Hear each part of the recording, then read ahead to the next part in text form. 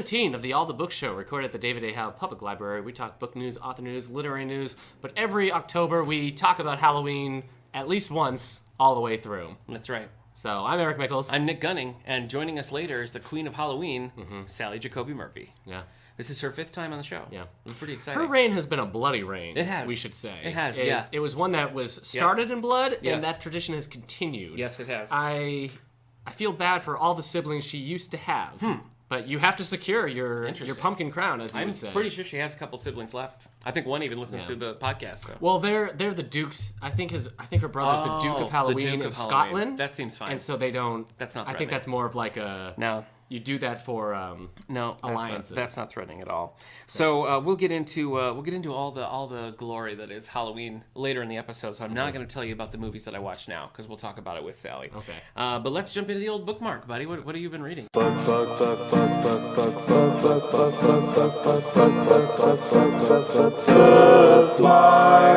want me to go first? I got it right here. I've been reading The Institute. By Stephen King. Yeah. As I'm am about I. 200 pages into The Institute. Me too. Are you really? Yes. Are we on track, like, at the same? Pretty much. Okay. Yeah. It's not incredibly compelling. Agreed. But I've been reading it in big chunks. Yeah. But I guess that's more Stephen King's, like, style of writing. I think I'm mostly, at this point, disappointed in the characters because I just don't feel like... First of all, there's a lot. There's a lot in the Institute. There's a lot of kid characters. Yeah, there are. And I'm just like, which is the one that we're following? And which we're constantly... Because we keep meeting new characters, there's this repetition of like, where am I? It's like, oh, can't you just say like, and we explained to them where they were. Yeah. It's one of those things where it's like, he's too big to have an editor, but he needs an editor. I would also say that, 200 plus pages in, we've gone a little too far without more information about the plot. Yeah. Because we've been in this holding pattern. The first, I don't know, would you say 50 pages are about a different character getting like a job as a night cop in some podunk town. And I was loving that. I was all in for that. Then we switched to the kids in the Institute for the next 200, 150 pages. And that to me has just been like, I feel like I know as much now as I did 150 pages ago. Yeah, that makes sense. So... I don't hate it. I like Stephen King's writing enough to be enjoying it, but I am definitely ready to put my foot on the gas and get us moving. I just feel like I'm reading it, and I guess I just don't know what the point... Like, I guess for Stephen King, you just write because that's what you do, and you make money doing it. But, it doesn't read as anything that has, a point. I think at the point that we are now in the book, I would agree with you. I have enough faith in Stephen King that I think by the end, we'll see that point, but it just I'm seems really hoping. Fairly generic, even for King, because, he's already done this with, Firestarter. Yeah.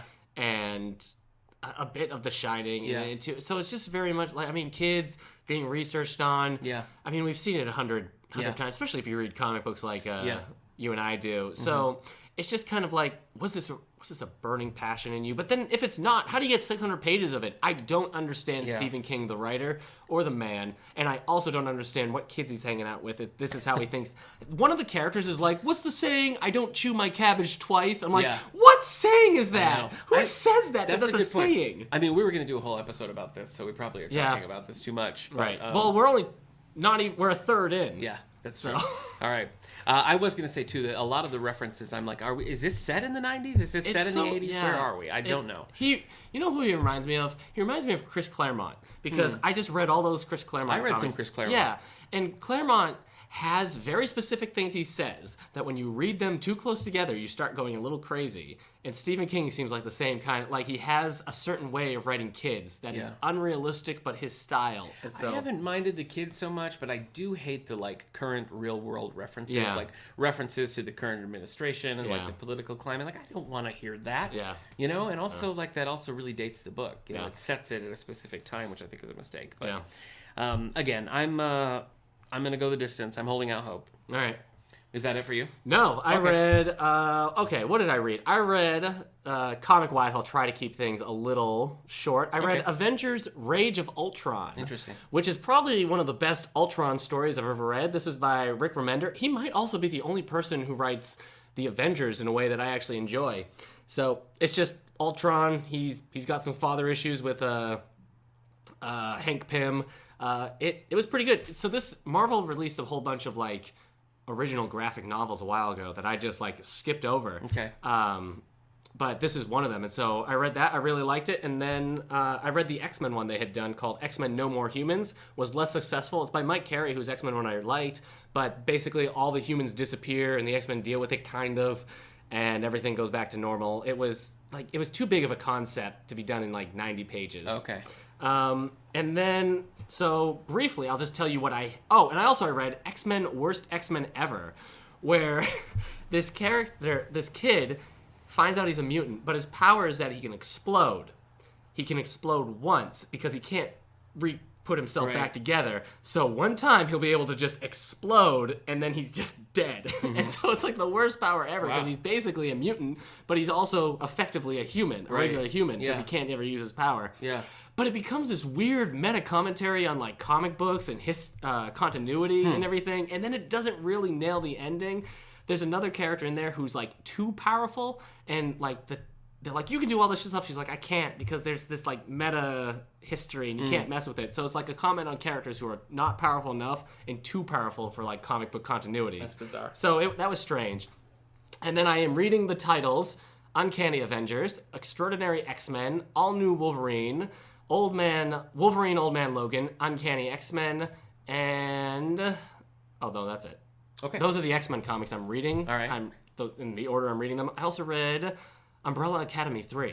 So I read Umbrella Academy 1 and 2 just recently. Okay. But they had come out like 2004, I think was the first one, early 2000s. And then the second one came out in 2009 or 2010. And so the third one is 10 years since the last one. And the first two were really good. I was all in. But the third one is just a mess. Even the art, is 10-year jump. It's the same artist. It's also just kind of like, I don't understand. I mean, don't you think it's a cash in on the Netflix show? A little bit. I mean, they always had this. I guess you just can't write a story once every 10 years and expect the quality to remain the same. I wasn't the only one on like Goodreads feeling this way, but I feel bad for people who've been reading it since the beginning, who have to wait all these times. But for somebody who like the gap between the second and the third book for me was a few months. And it's just, it was disappointing, and I'm not really looking forward to the fourth one in 10 years. Yeah. So I've not read any of the Umbrella Academies. It's written by Gerard Way, who of My Chemical Romance fame. I met him at a conference a few years back when he was doing the DC Young Animal line, and so at that conference I read his first volume of Doom Patrol, which was nuts. I didn't particularly enjoy it. The first two Umbrella Academies, they were really cool, and I really liked them and would suggest them, and I want to watch the show and everything. But yeah, it was just none of the characters are together. It's all very short. It was a slog to read. Okay. So.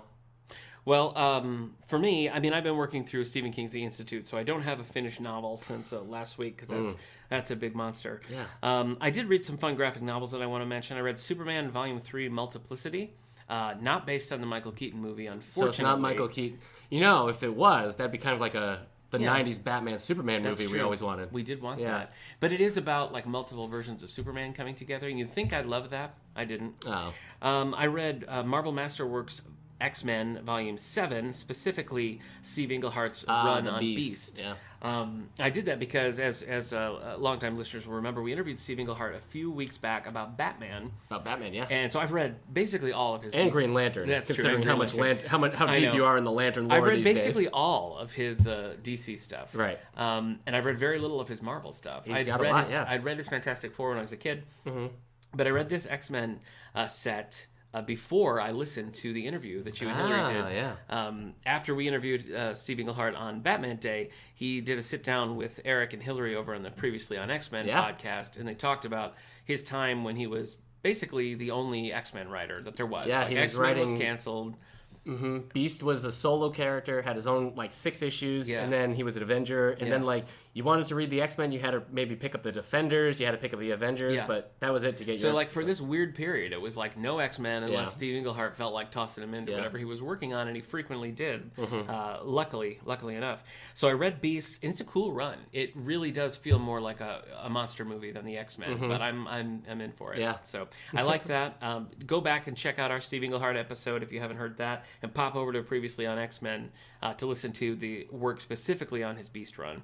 And then finally, I was at a comic book store in PA over the weekend. We were at Jellystone Park, annual tradition, and I picked up a couple, including the graphic novelization of Star Trek V: The Final Frontier.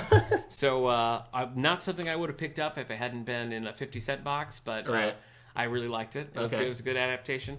And then I also picked up Secret Avengers: Mission to Mars. I read that. I'm reading those right now.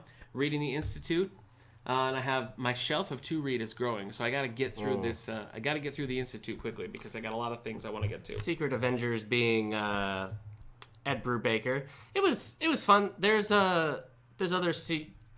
runs of this series that I enjoyed more. You know what? Rick Remender. Yeah, he did that. Yep. So I guess that's it.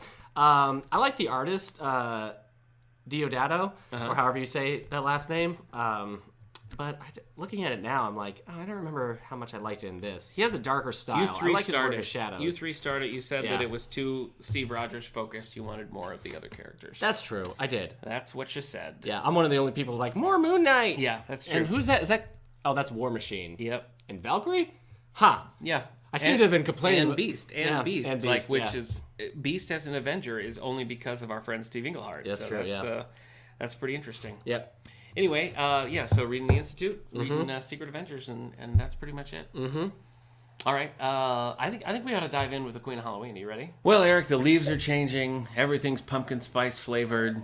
They're already starting to put out Christmas ornaments, so you know what that means. You don't know? If Christmas ornament, it's Halloween. It's Halloween. Yeah, that's right. It's Halloween. I guess I thought there was going to be more. Did I throw you No, with I the guess Christmas ornaments? in my heart I heard a ... but I should have known better. Okay, I guess you were going to dive in. I thought you were going to dive in with that. Okay. It's Halloween! As our resident Halloween guy, which is your title. Yeah, Halloween guy. Halloween guy. Yeah. You and I can sit here and talk Halloween all the time. That's true. But we need an expert in the house. So for the 5th time, as we've just realized, we're pleased to welcome the Queen of Halloween herself, Sally Jacoby Murphy. Sally, welcome. Oh, that was Sally, everybody.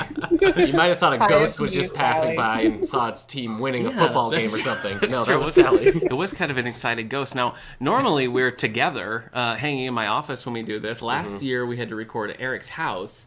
This year, Eric and I are in my office, and Sally is where, Sally? I am in Hammondsport, New York. There are technically our rivals. Oh, yeah. Yeah, akin to colleges. Yeah. Libraries do have rival That's true. Branches. Yeah, the David A. Howe softball team often plays up against the Hammondsport Library. Hammondsport sucks! Millsville rules! Well, that would be a weak softball team. You think it would? Well, I do. You need to have some more think it hometown would. Is that a dig at librarians not having upper body that's strength? what you call smack talk. Not all librarians, Eric, just specifically you. Burn. Well, I mean, we're bearing the lead here. Sally's in Hammondsport because she's joining the fold.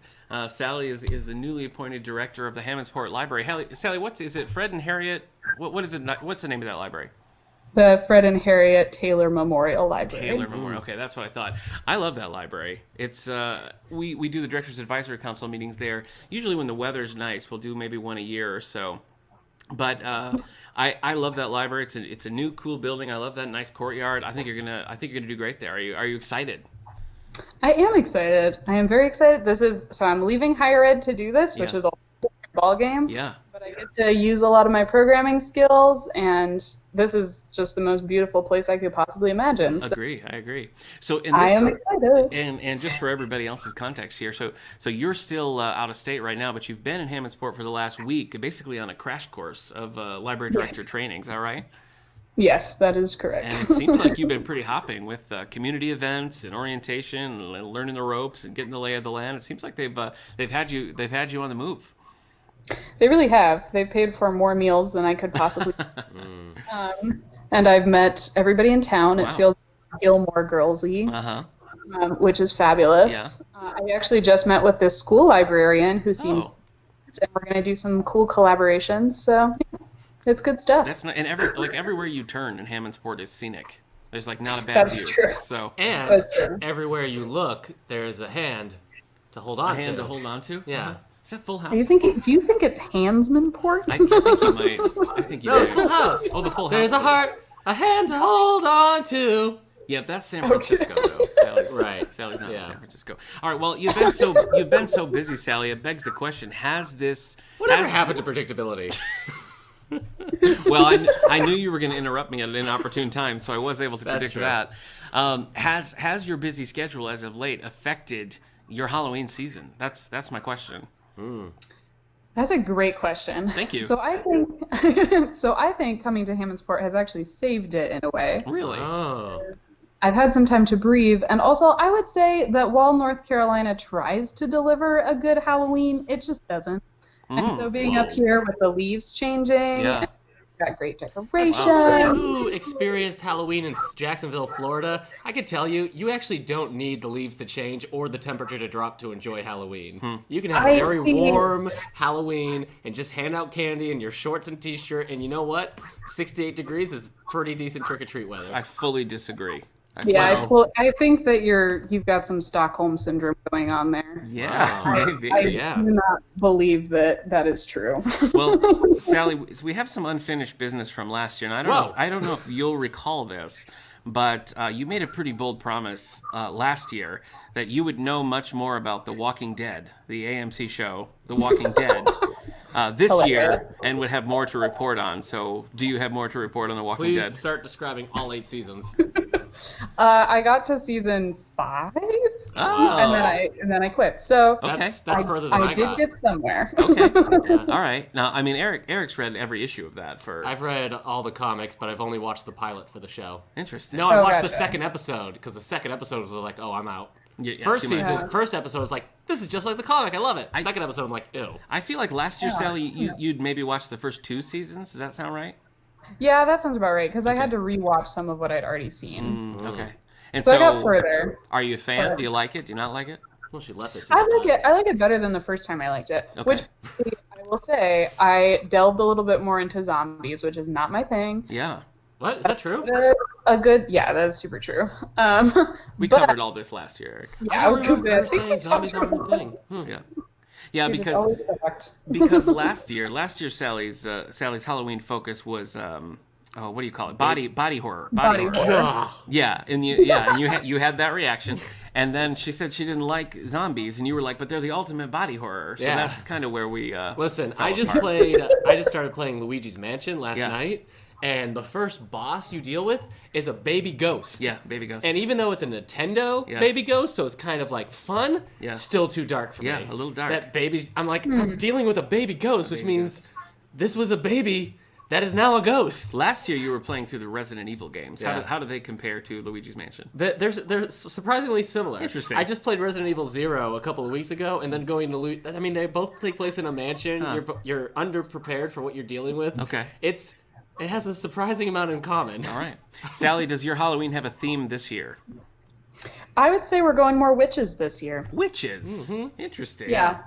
Well, Sarah and I have been watching the Sabrina, Adventures of Sabrina, which I love. It's great.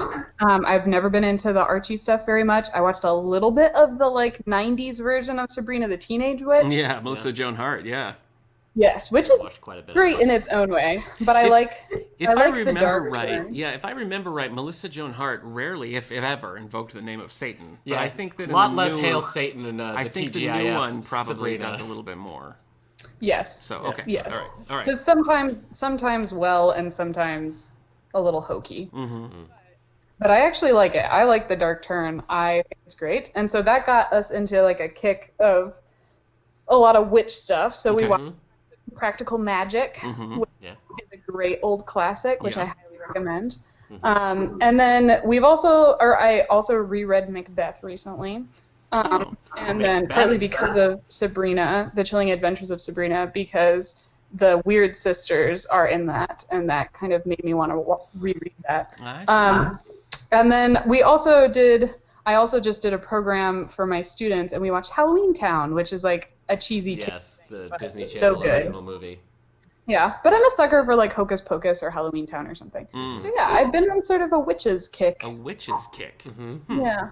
That sounds like a Halloween like cocktail. You know, like a witch's kick. Give me a virgin witch's kick, which is basically just Hawaiian punch, if I'm remembering. That's that correct. Right? Yeah. All right. Well, my Halloween does not have a theme so far. I feel like I've been dropping the ball Halloween wise because usually I'll read a couple of books. The only Halloween-esque book I'm reading right now, besides World War Z, which we'll get into in a minute, is The Institute by Stephen King, which is decidedly not scary. Yeah. So or great. Yeah, I would agree with that. More on that later. But yeah, Eric and I are, this is our continuing tradition of reading a Stephen King. Last year we read The Dead Zone, and we're pretty, meh about it. That was disappointing. And I'm kind of feeling this way. So next year I think we just need to lock in Christine and really do it. Christine. But so I'm reading The Institute. We watched a few movies for the Halloween team this year. Sally, you got to catch up. The first one we watched was The Terror, which is a Jack Nicholson, Boris Karloff movie, which is just banana cakes. It's really, I don't know. It's sort of spooky, but more you're just spending the whole time being like, what is happening? It's also the only movie Francis Ford Coppola and Jack Nicholson are even part of together. Yeah. I looked up, I just typed into Google, Francis Ford Coppola and Jack Nicholson, and that was the only movie to come up. Yeah. I could have swore they would have crossed paths again. Yeah. Never. It's one that's dropped into the public domain, so it's super easy to find. So I think it's worth. I mean, it's probably an hour, 20 minutes. Maybe a Criterion Collection will get to it sometime. Definitely worth the time to check that one out. And then we watched, what was that one we watched on Netflix based on the Stephen King Joe Hill? In the tall grass. Not the long grass. Boy. So there's no Lost World references, which for an hour and a half made me very unhappy. That no one's like, don't go into the long grass. Yeah. Are you familiar with this, Sally? This is the one that's newly on Netflix? Yes. Newly on Netflix. Yeah, I've seen advertisements for it. So it's based on a short story by Stephen King and Joe Hill that's pretty recent. Yeah. I was at the coffee shop and somebody saw me reading The Institute and they're like, oh, I just read something like In the Tall Grass or something really bizarre. I'm like, oh, I haven't heard of this. Yeah. And there it was just on Netflix. Yeah. The biggest name in the movie is Patrick Wilson. Mm-hmm. So, that's the level of celebrity you're dealing with. Yeah. Everybody else is pretty much a no-name, I think. Wow, really taking it to Patrick Wilson. Well, I mean, what do you know Patrick Wilson from? I guess Aquaman. But for an Aquaman. He was in that movie we watched, the Space Station 77. He's a low-watt celebrity, definitely. I've seen him in a lot of things, but that's a trippy movie as well. That was... Space Station 77? Yes, it is. But no, I mean in the tall grass. Oh, yeah. Long grass, tall grass. Yeah. Long tall Sally, grass. since you weren't there, you did miss Nick getting off the couch and just walking away and looking off into the dining room on his phone, not watching the movie. No regrets. And, in fact, I had even turned around and just hung my head over the couch in order to not watch. Like a basset hound. Yeah, like a sad dog whose master just went away for a weekend trip. And our wives were just sitting there watching it like, you guys should watch the movie. And I could just hear crunching sounds. I'm like, I'm good. Yeah. Yeah, but we rallied. I don't know. I think it was... It wasn't too bad, but there was a moment where things got real trippy and real dark. Yeah. And to a point where I was like, I know what's happening. I'm good. Yeah. I think it's worth the watch. You weren't watching because it was scary, or you weren't watching because you were bored? I wasn't watching because it was gross and dark. Yeah, it got upsetting. Yeah. Good. My wife Kendra was like, "What's happening?" I was like, "This is what's happening." She's like, "Ew." I'm like, "Goodbye." Yeah. Yep. So it gets pretty bizarro. It does. But then it's fine. Yeah. It has kind of a depressing ending. It's another one where it ends and there's a lot of things to discuss and think like, well, what did that mean and how does this connect? And so, it was an interesting watch. But that's pretty much it for me, Halloween wise. That and lots of children's books with my son. So. Right. Yeah. Any highlights? Oh boy, highlights this year. Well, we watched the Garfield Halloween special, which is an old school favorite of mine. Right. Oh, I love that. I know, it's so good. I love it. I love that. Yeah. He likes Clifford's Halloween. He likes Little Critter Halloween. So we've made the rounds. Okay. Yeah. What about you? Anything big in Halloweeny? Me and my wife. Hulu had released all the What We Do in the Shadows TV show, all 10 episodes, but we've been saving them for October. But then we watched them in like 3 days. Not as funny as the movie, in my opinion. It never really got to that level. Once or twice it did something funny that I was like, oh, that's really clever. But my wife liked it a lot more than me. Okay. Worth watching, you think? Yeah, I think so. I mean, maybe it would have been better on like a weekly basis instead of just binging it all. Yeah, I could see that. But it didn't make me... I was still like, oh, I gotta watch the movie still. That movie is fantastic. Yeah, me and my wife have been I watching really love What We that Do in the movie. Shadows every Halloween, and it's just been one that like every year it's very fun. Yep. Anything else? Great cast in that. You doing any other Halloween reading besides the Institute? I thought I was. I guess I'm not. Okay. I do have like one more because the Walking Dead series, the comic ended. Okay. So I should just do that. I should just grab the last Yeah, volume really, and definitely. read that before this is over. Sally, do you have anything specially in the hopper to watch before Halloween? Well, I really want to watch Midsummer. We just got our copy of that here at the library. Oh, did you? Go ahead and put it on hold. It's still there. that would be great. So it's by the same people who did Hereditary, which is one of the scariest movies I have seen in the last. Yeah, no thanks. Sally, I don't know if you've already heard this, but my wife's brother, my brother-in-law, and their cousin, they watch scary movies all the time, and they watched Hereditary, and as soon as they were done, like they just had to put on The Office for like 6 hours because they could not sleep afterwards. They said it really messed them up for a little bit. They talked about that on they do the podcast Nostalgia Me This. They did an episode where they talked quite a bit about Hereditary. That. No, they also agree with you. It's one of the scariest movies they've ever seen. Yeah, it's something happens about 20 minutes in that like shakes 20 minutes in. and you do not let go of it. No. Okay. No, that's no, thank you. All right, so you got Midsummer. What else? What else you got on the list? Well, most of them after that are going to be, so they're doing, this is not Halloween-y. Well, I guess it kind of is. So I'm a huge fan of the often ignored genre of Christmas horror. And that season is about to start up. And this year there's a couple of things coming out. Top of what I'm excited about is Black Christmas, which is technically a remake, although it looks like a very liberal remake of... It's a new one? 1970s and then an early 2000s. Yeah, I remember the early 2000 one. That has Lacey Chambray, or however you say her last name. Oh, from Mean Girls. Yeah. Yeah, so I'm excited. I'm stoked about those. The third Black Christmas. Okay. Sally, I don't know if you've heard of this movie. I wanted to watch it during Halloween, but it's actually a Christmas one. It's called Anna and the Apocalypse. It is a zombie... It's a zombie Christmas musical. Yes, I've seen part of that actually. Oh, okay. I was but going I've to never watch it seen the this whole month, thing. but it seems very Christmassy, so I'm going to save it. Did you like what you saw of it, Sally? I did. I'm trying to remember why I would have only seen part of it, but Maybe you were like, this is too Christmassy. Maybe.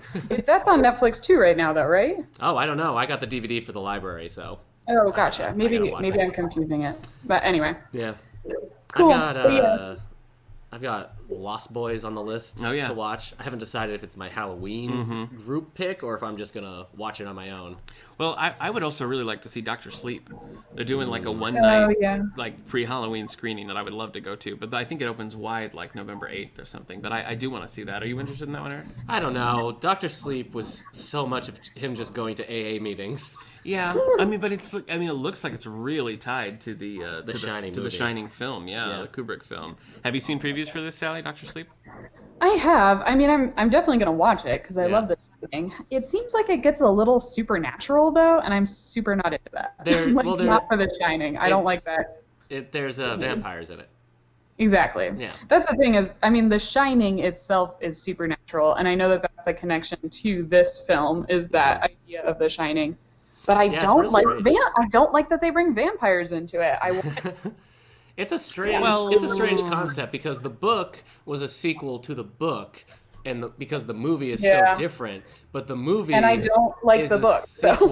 But the movie is a sequel to the movie, The Shining. Right.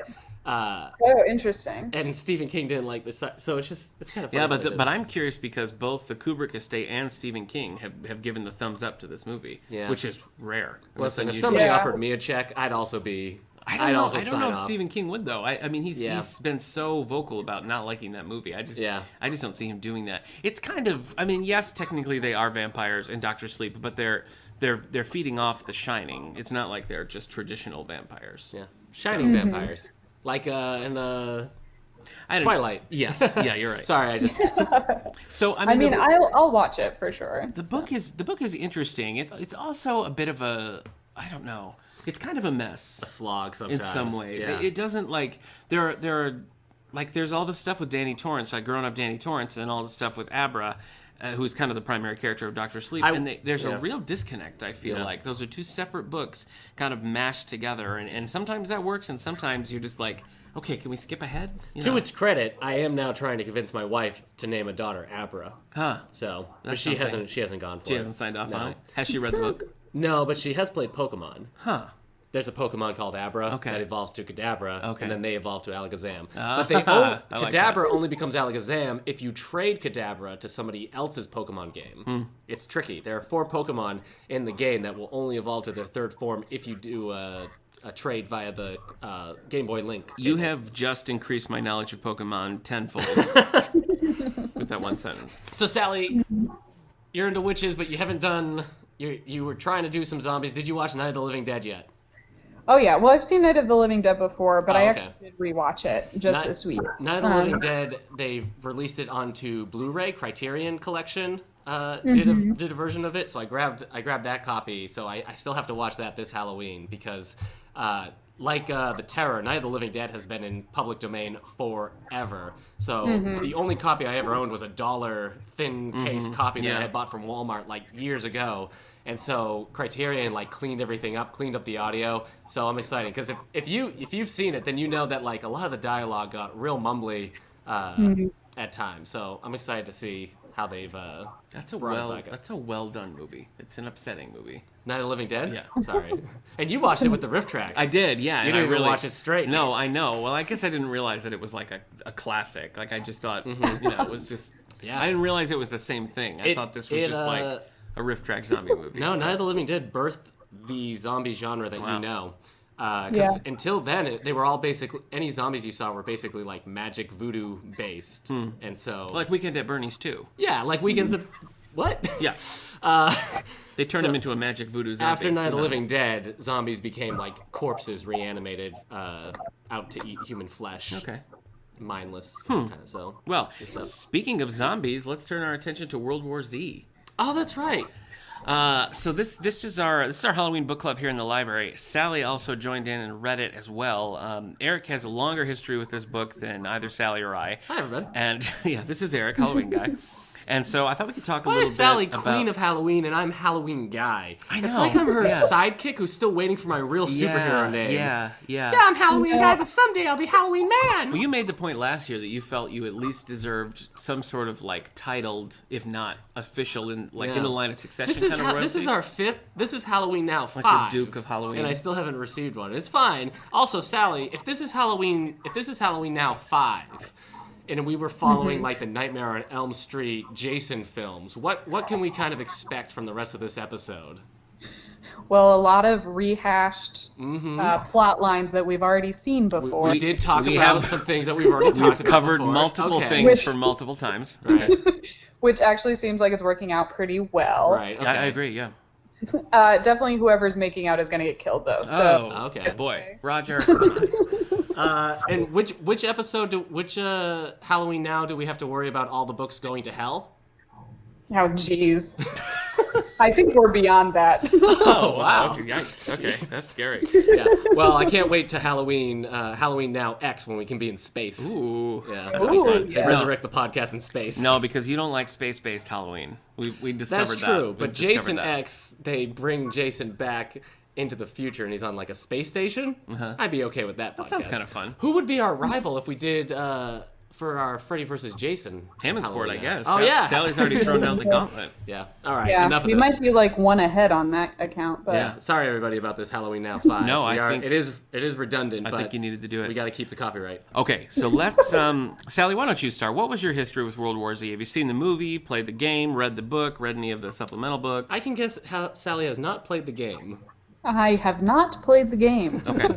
No. I'd only seen the movie. Okay. So, I mean, I'm familiar-ish with the zombie genre, and so World War Z was on my radar when it came out not long ago.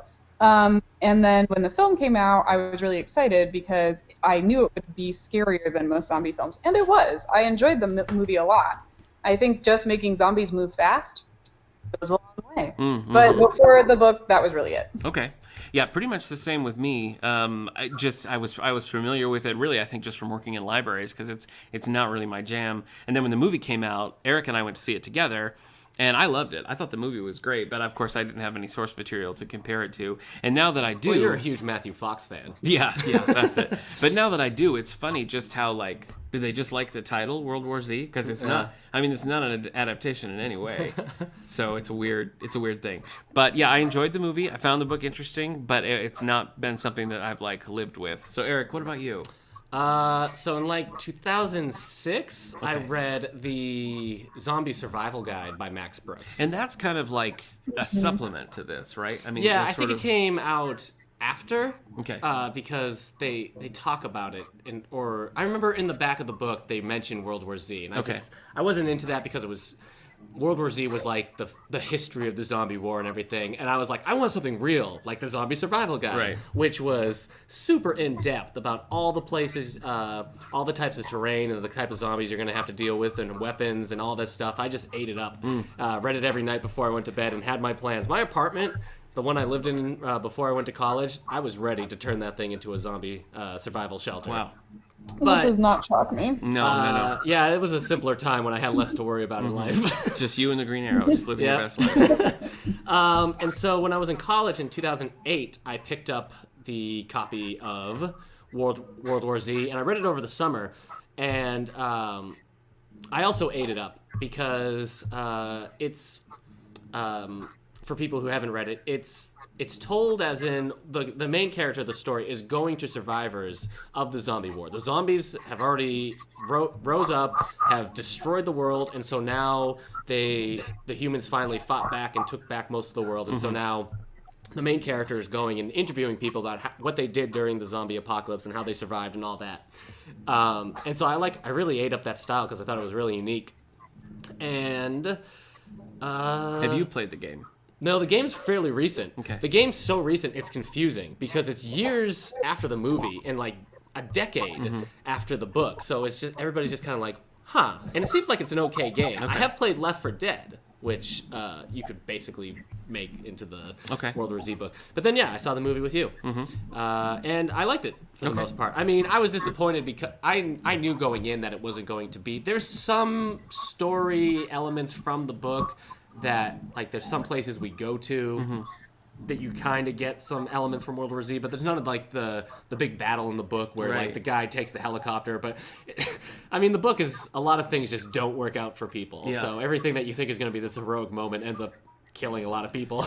Well, let's talk just briefly about the movie, and then we'll move into the meatier discussion on the book. But meatier. So again, coming in totally blind, I found the movie very compelling. I thought the way that they made the zombie horde move and look like bees, just kind of like this quick moving swarm. I thought that was really effective. I love the third act when they're in the CDC, that whole thing, which was a late edition, right? That's a reshoot. That was a reshoot, yeah. Everything was falling apart with the movie. All the behind-the-scenes stuff was pretty like, oh boy, this is going to be crap. And so, yeah, they reshot everything to do a smaller scale, creepier ending. Which I think was really effective. And Eric mentioned Matthew Fox earlier, and that's Matthew Fox plays the paratrooper who comes and kind of rescues them early on. He's not even named. No, he's not named. They cut out all his roles because it had an alternative ending with his character almost being like a villain, setting up a sequel. Yeah. They're like, let's not do this. Yeah. So, and they've been talking about doing a sequel for the movie forever. Right. So, is Brad Pitt like attached? Is that? I don't know. I can't even remember the director that was attached anymore. So, Sally, I mean, you said you found the movie scary. I mean, scary as I find any zombie movie, I should say. But I think you have it right when you say they swarm like bees. That's what it reminds me of. And there's just that one scene where they're climbing over, that's enclosed, and they're climbing over that tower. And I just think that's an image that it just sticks with you. Yeah. Because how terrifying is that? Yeah, it's funny to know all the, like, horror stories of the production of that movie, how flawed and messed up it was, because the end result to me feels pretty cohesive and like a good, rewarding movies. I think it's great. So I actually have Matthew Fox on the line. He has an opinion about that. My wife hates zombies, and I was like, no, we got to watch this movie. And so she and I actually watched it a few years back, and she liked it as well. So I think it kind of it transcends the genre in some ways because I think there's a lot, whether you're a zombie fan or not, there's a lot that you can find in the movie. I think probably if you are a hardcore zombie fan, you probably maybe walk away a little disappointed because I mean, it's a. I think it's a PG-13 zombie movie. Yes, yeah. So it's not toothless, but I mean, you're not having to deal with some of the things you might not like about zombies in the other types of films. Yeah. So if people tend to get more like swarmed and tackled by the zombies, and then you know what happens rather than watching what happens. Yeah. So less body horror and more. Just a lot of. I mean, it's more of a natural disaster film. It's more like a thriller, because the zombies move in their swarm, and so they act more like a wave. So like when Brad Pitt is running through Jerusalem and there's a zombie wave behind him, it's not too different than watching like 2012 or the day after tomorrow when the water's pouring in New York. Except it's just people. The water's people. Right. Right. Yeah. No, that's a good point, though, because I do enjoy national disaster films, although they're scarier as that reality has maybe become. Right. Well, I think that might be why the movie works then in that way, because you're not, not everybody likes zombie movies. A lot more people probably like the, natural disaster big budget disaster movies. So. Yeah. Anything with The Rock in it. I was just gonna say, how is The Rock not in the World War Z sequel? Maybe he will be. Maybe that's true. I mean, that's kind of his thing now, right? He just shows up for sequels. Yeah. Well, he just did like San Andrea Fault. So. Yeah. All right. So the book. So you read this. Eric, you said you read the survival guide first, and then you went to the book. Why was it so engaging for you? Why is it one that stuck with you so much? Well, I mean, it was definitely the format. A lot of times, like the book Hyperion by Dan Simmons, where I was kind of surprised by the format about how it was telling all these different stories in different genres in this one book. I kind of felt like it was the same thing going on with World War Z, where we're getting all these great kind of short stories in this one book. Some are stronger than others, but I guess I remember the stronger ones better. Okay, And it just kind of the beginning of the zombie apocalypse I found compelling. There was the boy in Japan who had to climb down his own tower and everything in the big battles. It was a very boots on the ground kind of retelling, I think. And I just found his, I don't know if everybody will agree with this, but I kind of found the people being interviewed seemed convincing, as in people being interviewed this really, this happened. Yeah. Well, that was going to be my first comment, really, was that it's almost it's just so realistic. I mean, it just feels like you're reading a World War II, interview, because it is the detail is so rich that it's very, sometimes it really feels like just a news report, and to be able to hit that so consistently and stay with it for an entire book, I think speaks to the skill that it takes to do that. World War Z came out in 2006. I read it in 2008. Even at that point, I kind of felt like we still hadn't reached peak zombie in terms of the popular zeitgeist and everything. So all these stories kind of taking more of a realistic ongoing look at a zombie apocalypse, like Walking Dead, the comic, or World War Z, and a few other things. That stuff was still very compelling, and now everybody's done their zombie apocalypse. So anyway, what? Oh, nothing. I thought Sally started to say something, so I didn't want to jump on her. No. Okay. I did not start to say something. Okay, but sorry. I agree with all of that. My one biggest complaint / thing that I felt was kind of not realistic was how many men are interviewed and how few women. I was oh, this is clearly a book written by a man where there's a world where there are 2 women in charge of anything in the world. I was trying to remember. Yeah, there's the woman who I can't remember how she gets on it, but she's separated from the base and she has to walk back to base by herself, and her sister is on the radio, or no, somebody's on the radio with her, but it suggested that she was hearing her sister who had died through that, so it was all in her head. And there's the one woman who was telling the story about everybody in Canada, right? Yeah. Which I did. I like that one a lot. Yeah. Yeah, it's always made me kind of concerned whenever I'm working outside now. I'm like, don't take your jacket off. You're going to sweat and then you're going to die. So, that kind of stuck with me. Yeah, it's not a ton. Yeah. So, but I mean, I agree with you though that I think while they are men, they are fairly realistic men. Yeah. I actually was talking to Nick about this earlier, but I think that it's interesting to try and follow the political voice of the author because I don't think it's pretty obvious, which I think is good. Mm-hmm. Like, I think it's good that you feel like each of the characters is their ideology and what they think should have happened or could have happened had people been more on top of it. mm-hmm. So I really liked that because it felt a little more. Yeah. I hadn't really thought about that until you mentioned it, but it's interesting because, like, if we were talking about, a true life, a nonfiction piece, and you would say that shows, the journalistic integrity. And it's like, even though this is fictional, he still kind of did that. He still was telling what happened and not like commenting on what happened. Mm-hmm. So I think for better or worse, like that's a really good through line to follow. I wasn't always. There were times when I found some of the stories not as compelling as the others. Sure. Which I think you're always going to find that when you have something that is like vignettes the way this is. But I think like the ones that hit really well. Mm-hmm. And I would have liked like the one about the submarine. Mm-hmm. Where they're like down there just being like, well, yep. Here we go. Yeah. Like it kind of reminded me of that William Brinkley book, The Last Ship, where it's like some catastrophe has happened and there's like a battleship that's out there and it's basically just sort of becomes its own country. So I really liked that one, and I was only disappointed that it was as short as it was. Like I wanted more. I could have read a whole book about like this like stronghold in this submarine, just being like, what the heck do we do?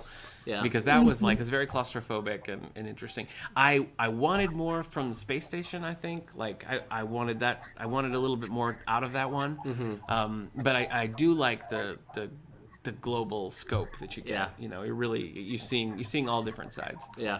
Okay. Well, the audiobook has kind of an interesting history. Yes. Because so you have an abridged audiobook. It's very abridged. It's like very disappointing. It's got a lot of bad reviews from people who've actually read the book because of how much they cut out. Yeah. Yeah, it's what would you say? It's about a third?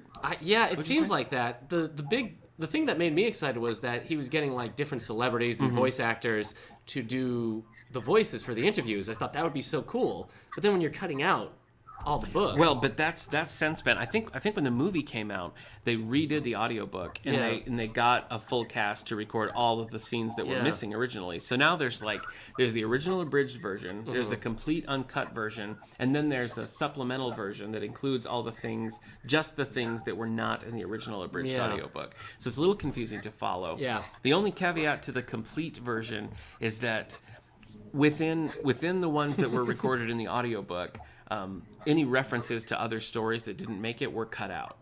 And so the complete audiobook does not include those little sections that would have been cut originally because they didn't go back and re-record. Yeah. So it's a weird path.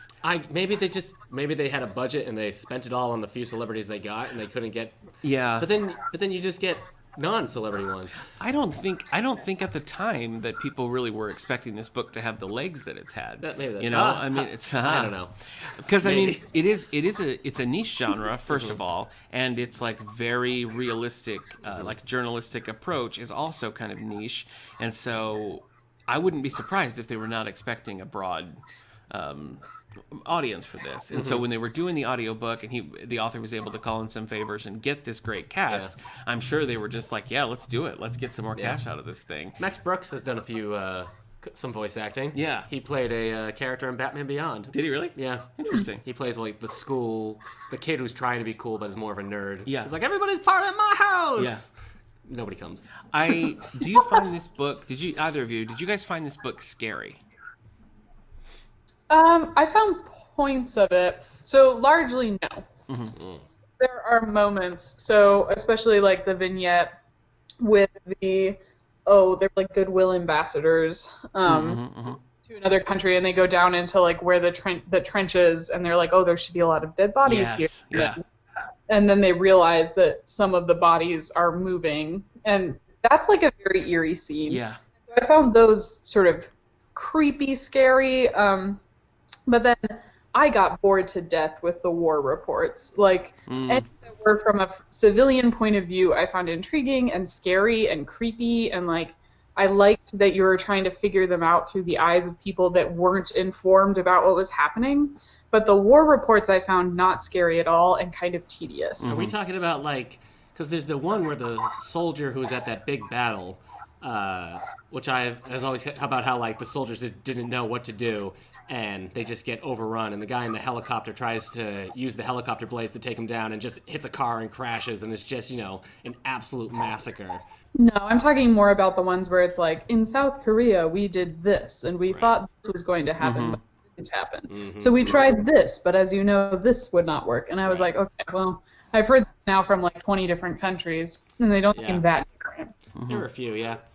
Yeah. I like how it's doing it so it's like it's a retrospective of like this zombie crisis, doing it from a point of like that's in the past and like we're building, kind of comes at it from an approach, like a hopeful approach, which I think was kind of a nice way to like get into all of these, because you're talking about things that happened afterwards. And I don't remember which one it was, but there was a sense, one of the characters was talking about how like suddenly, like, from this, they knew their neighbors again. Like, they had this sense of community. They were, more connected as humanity than they had been before. And even with that, he had some cynicism that was like, but it'll go back to the way it was before. Yeah. Isn't there there's a sad piece at the end about how all the humpback whales are gone?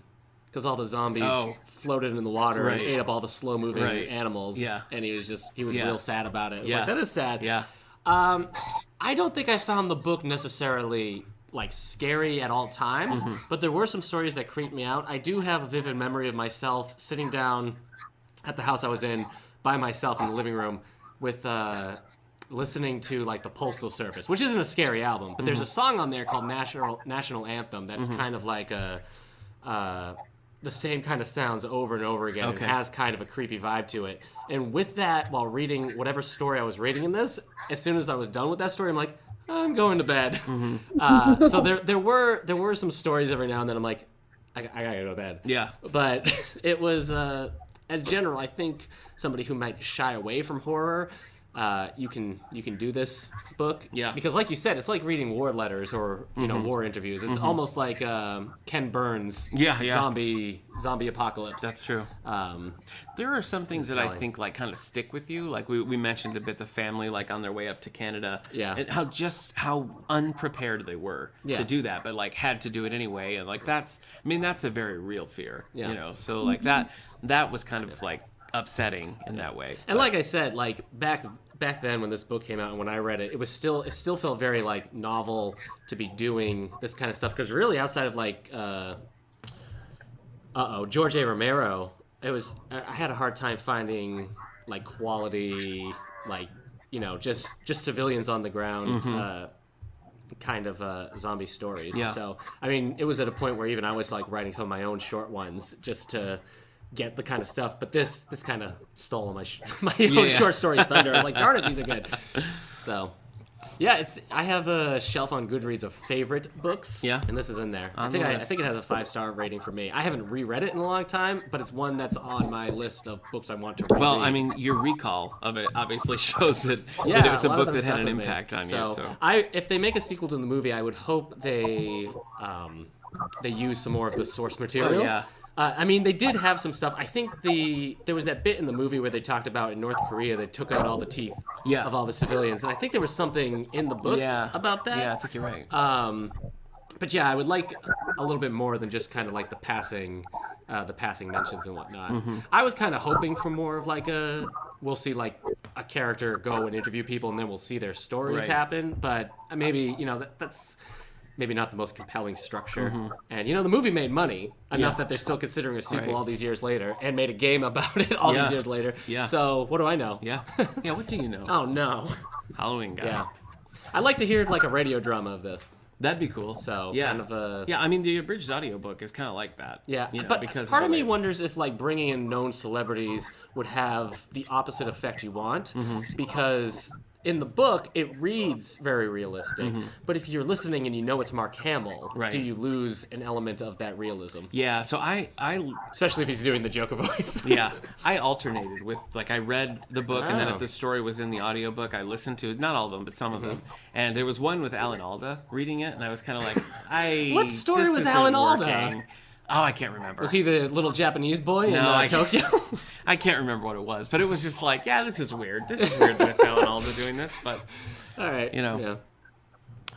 so if you're interested in the book, you can join us for a book club on Halloween. We're going to be discussing this at 3:30 on October 31st, so still plenty of time to grab your book and come in and join us. Sally won't be there, but Eric and I will. Queen of Halloween has her Halloween tour. Yeah, she has to go around. I just watched Downton Abbey, the movie, so I know, she has to go to different providences and do her show. Heavy's the head that wears the pumpkin crown. So. Well, Sally, thanks for joining us. Thanks for keeping the tradition alive, even though you're not here in studio with us today. Of course. I would not miss it for the world. Good. You know, technically then you would say her spirit is here, which is very on point. That's true. Absolutely. If you told somebody that on Halloween Sally's spirit was with you in the room, that would both scare them and be like, all right, tracks. Yeah, yep. And Sally would totally believe it. Yeah. I would. Okay. I would. You're right. Yeah. Well, I think that's going to put a pin in Halloween Now 5. Yeah. Halloween Now 5. All right. Well, Sally, welcome again to STLS and best of luck. And we're looking forward to working with you all the time. Thank you. Yeah. Hopefully next year when we record this for 6. Yeah. I'll be there with you. Yeah. Is that when we get into like the kind of smart look back on the whole Halloween Now series that you think would be the better end, or are we still kind of in redundant territory? When is our Dream Warriors? Jeez, I don't know. I have to go back and do research now, and I have a great answer for all of this. When do we take Manhattan? In the future, Eric will submit all of his bits in writing so that you have the correct answers. Join us next year for Halloween Now H2O. That's right. I'm looking forward to the end of this bit, and look, I see it. There it is. All right, thanks, Sally. We'll see you next year. Spooky. I know, it was. Yeah. She's a ghoul.